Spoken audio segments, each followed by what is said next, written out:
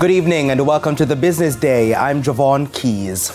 The International Monetary Fund, IMF, says the region needs to strengthen trade and reduce crime to spur growth. The multilateral's deputy division chief in charge of the Western Hemisphere was in Jamaica and fielded questions from the press.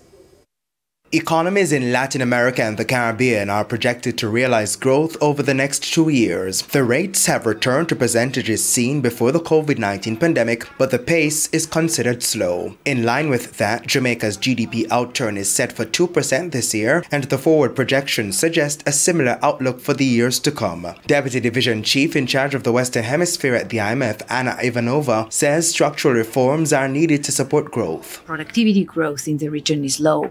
What factors can help spur productivity growth? And we pointed several things, including, for example, insolvency regimes, doing business environment. So those things are still there. But and in many countries in the region, also labor market reforms that can facilitate growth. She says these fixes cannot stand alone. The region could really boost growth in terms of increasing trade, both within the partners in Latin America and the Caribbean and with the countries outside of the region. So that is a very important factor that we believe. The second one is reducing crime.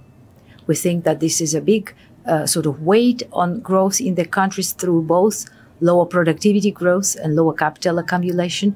So reducing crime could help spur growth in these countries. The IMF representative says the growth has to be balanced and equitable. Income volatility has been high in the region, and reducing this income volatility could be done through, for example, better policies, but still some degree of income fluctuations will probably remain. And in that context, it's very important to redesign social protection systems that can help people cope with large income drops. To some other news now, some clients using automated banking machines, ABMs, are being plagued with a new type of scam. Cyber criminals are placing QR codes in machine locations, encouraging unsuspecting persons to scan to win prizes or get information on promotions. Now, Dane Nicholson is head of fraud prevention at the National Commercial Bank Jamaica, NCB. So far, this appears to be a new form of phishing, targeting our customers in order to capture sensitive information. It's actually a link disguised under a QR code. What we want to advise our customers is that us at NCB, we have a strict no-click, no-link policy. So a QR code is actually a link, so we will not communicate with our customers in that way. The bank is encouraging customers to report any suspicious activity or questionable material found inside or near ABMs. The Jamaican dollar lost 38 cents by the end of trading on Thursday. Banks and cambios are selling the greenback for an average $156.12, coming from $155.74 on Wednesday, that is. The Canadian dollar is going for $112.26.